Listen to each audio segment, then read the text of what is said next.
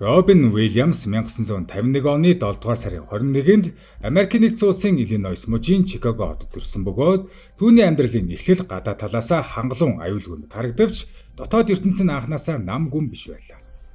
Эцэг нь автомашины салбарын томоохон компанид өндөр албан тушаал хашдаг сахилга бат хатуу хүн байсан бол ээж нь нийгмийн хүрээлэлд идэвхтэй халуун дулаан зан ааштай эмэгтэй байсан нь Робины амьдралд хоёр өөр төрлийн нөлөөг үзүүлсэн. Том байшин олон өрөө дөрвөн орон зай дунд тэр ихэнх цагийг ганцаараа өнгөрөөдөг байж. Энэ ганцаардал түүнд айдас төрүүлээгүй, харин уран зөгнөлийн хаалгыг нээж өгсөн. Робин багасаа өөртөөгөө ярьдаг нэгэн байлаа. Өөрийгөө уйтахаас аварч янз бүрийн дуу хоолой гаргаж, дүр бүтээж, заримдаа нэг өрөөнд ганцаараа жүжиг тоглон инээж байсныг нь ээж нь дурсдаг байв. Энэ бол тоглоом биш, харин ганцаардал дасан зохицох арга байсан юм. Тэр дуу хоолойгоо өөрчилж чадвал орчин тойрноо удирдах чадна гэдгийг өөрийн мэдэлгүй сурч эхэлсэн.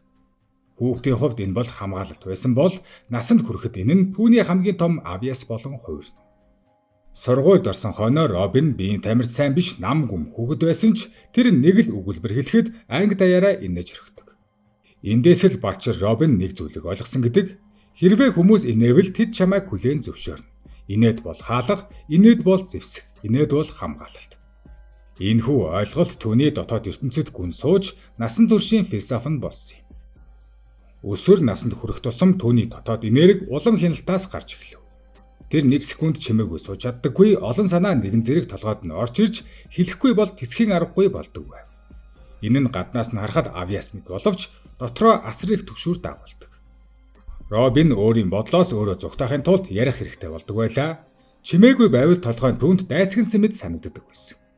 Тайз руу анх гарч стенд-ап комеди хийж эхлэхэд үзэгчид түүнийг зүгээр нэг хөвгөлтэй залуу биш, харин хяналтгүй эрч хүчний тесрэлтгэж хүлээн авсан.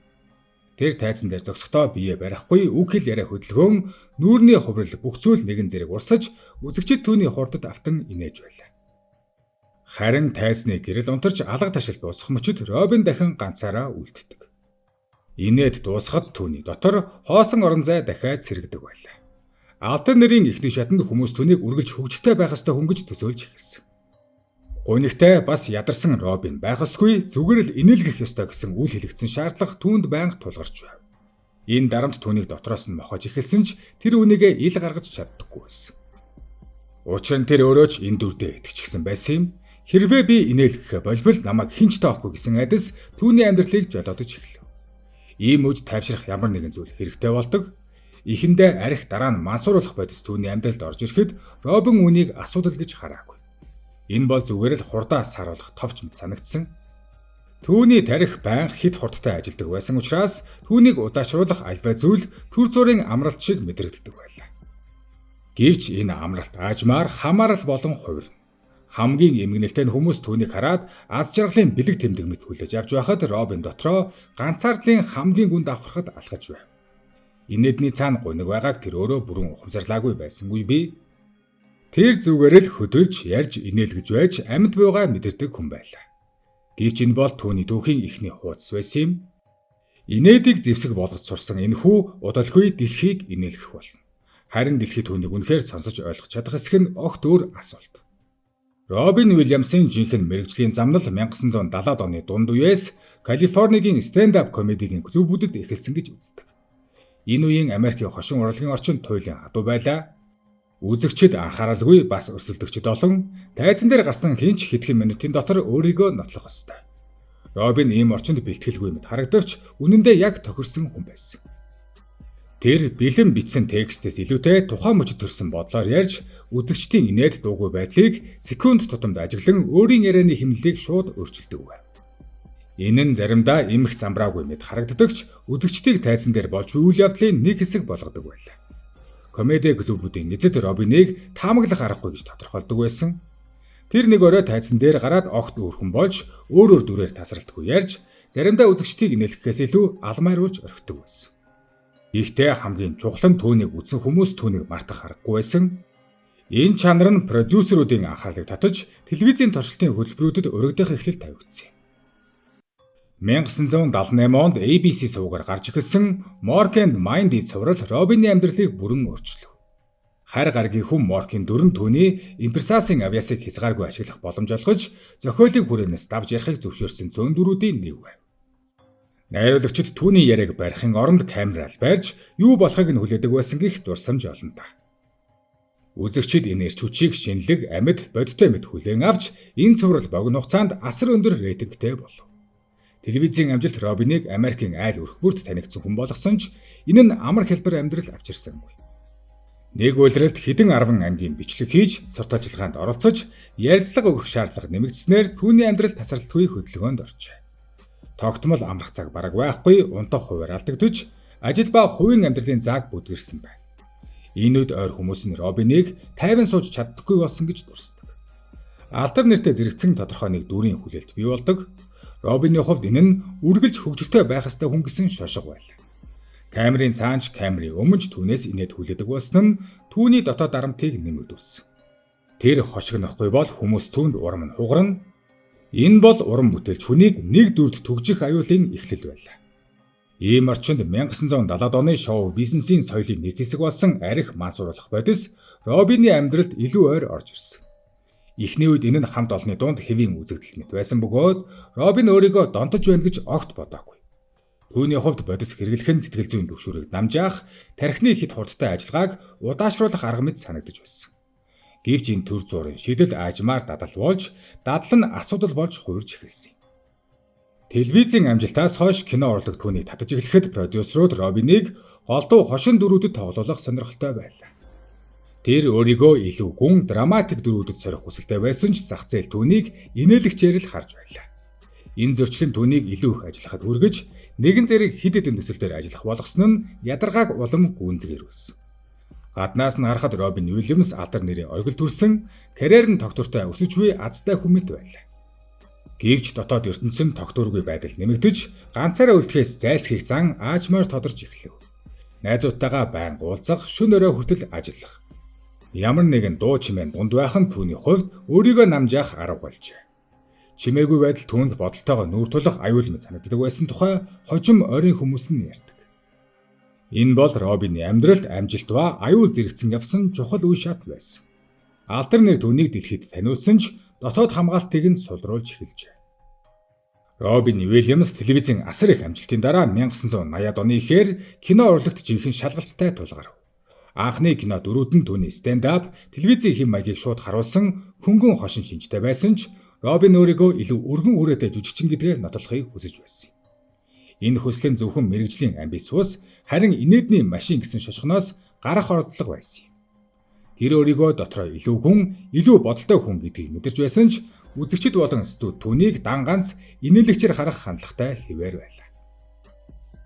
1987 онд гарсан Good Morning Vietnam кино энэ байдлыг эрс өөрчилсөн. Робин радиогийн хөтлөгч Адрианы дүрээр дамжуулан хошин яриа хурц үг хэллэгээ ашиглагын зэрэгцээ, дайн эрх мэдэл цензур зэрэг сэдвийг илүү бодиттой харуулж чадав. Энэ дүр нь түүний имперсасын авиас зөвхөн инээд төрүүлэх бус утга агуулга дамжуулж чаддгийг баталсан юм. Уг кино түүнийг анхудаа жинхэнэ жүжигчин хэмээн үнэлэгдэхэд ойртуулж Оскарын шагналд нэр дэвшүүлэхэд хүргэсэн юм. Гэхдээ мэрэгжлийн амжилт дотоод тогтворгүй байдлыг нь намжаач чадсангүй. Киноны зураг авалтын хуваар сурт ажиллагааны аяллууд олон нийтийн өмнөх тасралтгүй оролцоо Робиныг улам их ядаргаанд оруулж байлаа. Тэр үеийн ойр хүмүүсийн дурсамжаар Робин зураг авалтын дараач 50 сууж чаддаггүй, үргэлж ярих, тоглох, альваг хошигнолоор халахлах зуршилтай байсан гэдэг. 1989 онд гарсан Dead Poets Society кино Робины карьерийн бас нэгэн том эргэлт болов. Англи хэлний багш Джон Китингийн дүрээр тэр хошин бус, нам гүм, урам зориг өгдөг дотоод хүчтэй хүнийг бүтээсэн. Энэ дүр нь үзэгчдэд Робины өөр нэг талыг харуулж, түүнийг драмын жүжигчин гэдгийг баталж чадсан юм. Гэхдээ энэ үе бол түүний донтолд хамгийн их эрсдэлтэй шатанд орсон цаг хугацаа байлаа. Кокаин, арх зэрэг бодисын хэрэглэн заримдаа зогсож, заримдаа дахин сэтэрч байсан бөгөөд энэ нь ажил амьдралын хэмнэлийг улам тогтворгүй болгосон. Робин өөрөө хожим ярилцлага өгөхдөө энэ үеийг би амжилттай харагдаж байсан ч дотроо маш их бодолж байсан хэмээн тодорхойлсон байна. Тэр гаднаас нь бүхний хяналтандаа байлгаж байгаа мэт харагдахыг хичээдэгч дотоод хяналт аажмаар сулран алдагдаж байсан юм. Робин Уильямсын амьдрал 1980-ад оны төгсгөл 1990-ад оны ихэнх үе бол эргэлтийн он жилүүд байсан. кино урлагдах амжилт нь түүнийг дэлхийн хамгийн эрэлттэй жүжигчдийн нэг болгосон ч донтолд ядаргаа тасралтгүй хөдөлгөөн түүний бие сэтгэлийг туйлдуулж эхэлсэн байжээ. Энэ үеэс эхлэн Робин өөрийгөө зогсоох шаардлагатай гэдгийг анх удаа бодитоор хүлээн зөвшөөрсөн гэдэг. Донтолтыг хяналттай гэж үзэхгүй өнгөрч бодит аюул болж хувирсныг тэр ойлгосон юм. Робин сэргээн засах эмчилгээнд хамрагдах шийдвэрийг хэд хэдэн удаа гаргасан байдаг.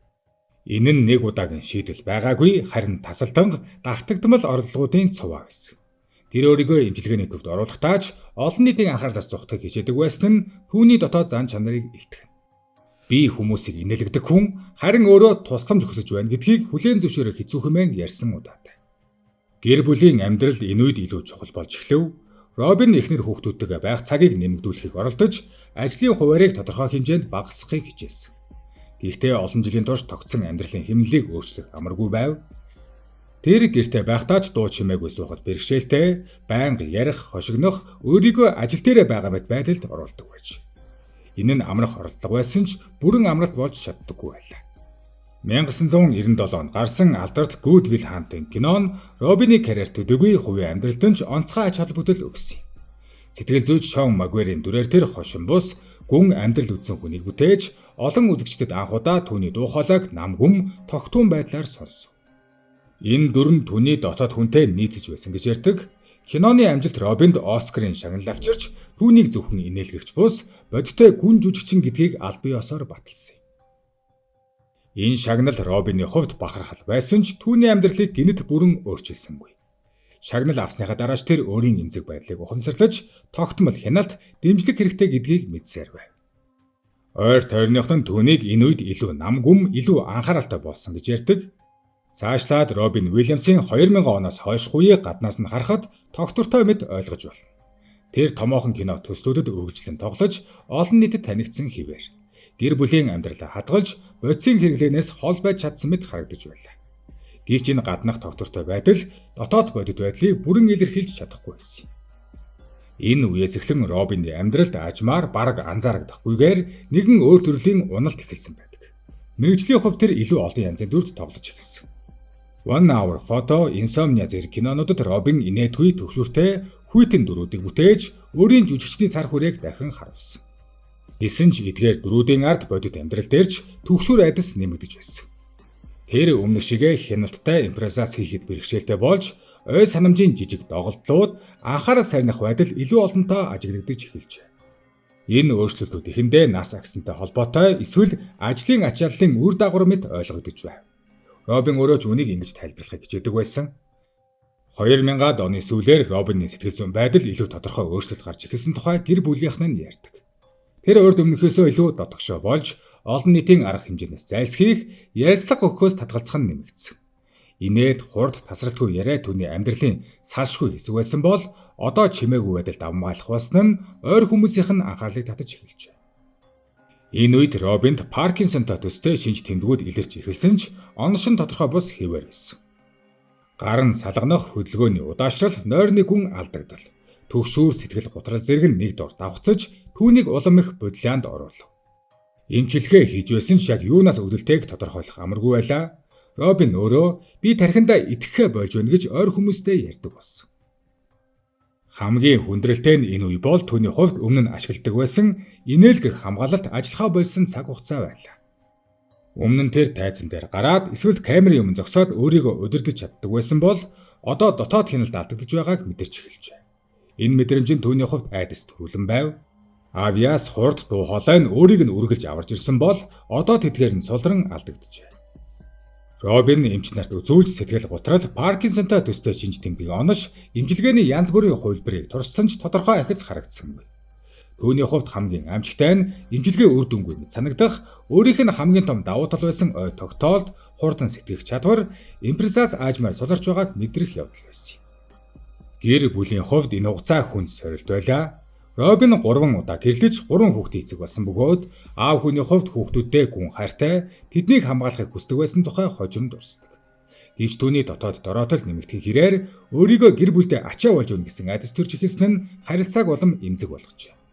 Тэр хайртай хүмүүсээ зовоохоос өөрийн дороотол тэдний амьдралыг хязгаарлахаас айж байсан нь түүний бодлыг байнга эзэмддэг болсон байна. 2014 оны 100 Робин Уильямсын өдөр тутмын амьдрал гаднаас нь харахад нам гүн байсан ч дотоод түгшүүр нэмэгдэж ой санамжийн доголдол анхаарал сарних нойрны алдагл зэрэг шинж тэмдэг нь илүү илт мэдэгддэг болжээ. Тэр эмнэлгийн хяналт эмчилгээ хийлгэж байсан ч оншин тодорхой бус өөрийнх нь мэдэж буй айдсыг бүрэн тайлбарлахад хэцүү байлаа. Ингээд удалгүй 2014 оны 8 дугаар сарын 11-ний өдөр түүний гэртээ нас барсан байдалтай олдсон тухай мэдээлэл аль бие ёсоор бүртгэгдэв. Үүний дараа орон нутгийн цагдаа холбогдох байгууллагууд мөрдөн шалгалтын ерөнхий мэдээллийг гаргасан бөгөөд олон нийтэд хүрсэн ихний мэдээ нь маш товчоор жүжигчин амиа хорлсон гэж мэдэгдэжээ. Гэвч хэвлэл мэдээлэл энэ мэдээллийг богино өгүүлбэрт багтаахын тулд хэд хэлбарчилж инэдмийн жүжигчин амиа хорлсон гэсэн ганц өгүүлбэрээр тайлбарлах хандлага давмгайсан нь бодит байдлыг гажууд болов. Энэ үеэс эхлэн олон нийтийн ойлголт буруу чиглэлд хурдтай даргасан. Робин зүгээр л сэтгэл готролтой байсан эсвэл алдрын дарамтыг дийлээгүй гэж тайлбарлах орлого зохилж байлаа. Гэвч гэр бүлийнхэн нь маш хурдан байр суурь илэрхийлж түүний байдал үнээс хавьгүй илүү төвөгтэй байсан гэдгийг анхааруулсан. Тэд Робиныг удаан хугацаанд тодорхойгүй хүнд мэдрэлийн шинж тэмдгүүдтэй тэнцэж байсан гэдгийг онцлов. Нас барсныхан дараа хийгдсэн эмнэлэг зүй наривчилсан үнэлгээ нь олон зүйлийг өөрчлөв. Робины тархинд Lewy body хэмээх онош маш хүнд хэлбэрээр илэрсэн нь батлагдж түүний сүүлийн саруудын айдас төгшүүр төрөгдөл ой санамжийн доголдол нь энэ өвчний шууд үр дагавар байж болох нь тодорхой болсон. Энэ өвчин нь зөвхөн ой санамжийг бус сэтгэл хөдлөл бодлын тогтвортой байдал. Цаашлаад нойр болоод хөдөлгөөнийг зэрэг гинтдэг бөгөөд өвчтөн өөрийнхөө байдалд маш тод ухамсартай байх үед айдас асар хүчтэй болдог онцлогтой. Тэр сэтгцийн өвчнөд нэрвцээр олон 10 жилийн турш тэмцсэн ч үүнийгээ давж гарсангүй. Нас барсныхан дараа түүний эхнэр хүүхдүүдийн гаргасан мэдээллүүд нэг нийтлэг санааг агуулж байдаг. Робины үхлийг романтик домог эсвэл ганц шалтгаанд эмгэнэлт явдал болгож харах нь буруу. Харин үүнийг мэдрэлийн өвчин сэтгэл зүйн айдас, оншилгооны хүндрэл зэрэг нийсэн бодит асуудлуудын үр дагавар гэж ойлгох хэрэгтэй гэсэн байр суурь байлаа.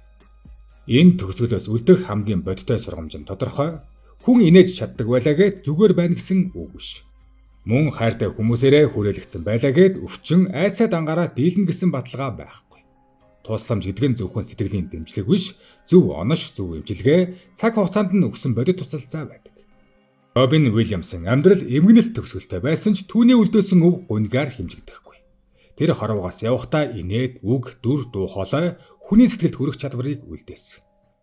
Түүний кинонууд өнөөдөр ч хүмүүсийг инээлгэж, бодолд автуулж, заримд нь амьдралыг өөр өнцгөөс харах хүч өгсөөр байдаг. Энэ бол жинхэнэ өв юм. Тэр хүмүүсийг инээлгэхдээ зүгээр нэг хошигнол ярьдаг байгаагүй. Тэр хүний дотоод айдас ганцаардал эргэлзээг инээдээр дамжуулан хөндөж чаддаг байсан. Түүний дөрүүдэд үргэлж нэг нийтлэг зүйл бий. Хүн бүр төгс биш. Гэхдээ хүн бүр ойлгогдох эрхтэй.